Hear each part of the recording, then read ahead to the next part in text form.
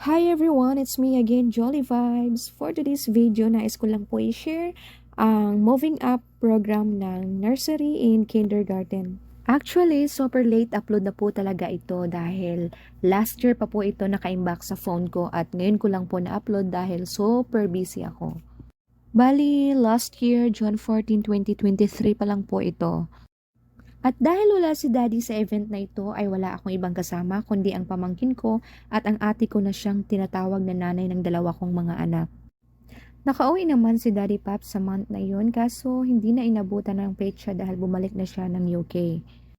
At medyo naging emotional ako dahil wala talaga akong ibang hiling sa mga panahong iyon kundi ay maging saksi man lang siya sa ganap na ito dahil para sa akin, big deal ito sa mga kids ko dahil sa mga achievements nilang natatanggap.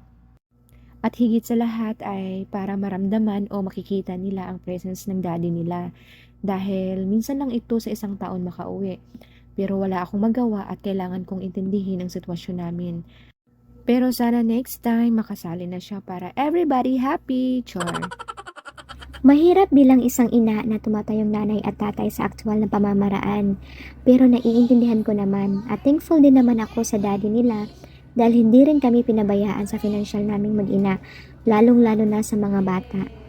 Kulang man siya sa aktwal na time para sa amin, pero lagi kong dinadasal na sana magkasama-sama na din kami sa tamang panahon. At tuwang-tuwa ako guys sa mga achievements ng mga anak ko. Parang nakakawala ng pagod yung lahat ng pinaghirapan mo araw-araw na hinahatid mo sila sa school.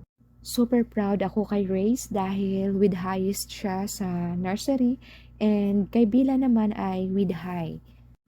Pero kahit may award man sila o wala, still proud pa din ako para sa kanila.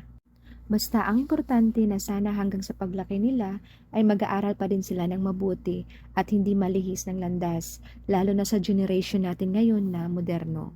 So ayun na nga, malapit nang matapos ang program at naboboard na ang mga bata na makukulit. At nandito na nga po pala tayo sa pinakahihintay nating last part. Kainan na! Char!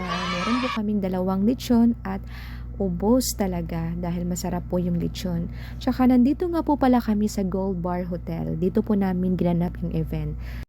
At hanggang dito lang po muna yung video natin. Salamat po sa panunood. See you on my next vlog. Babush!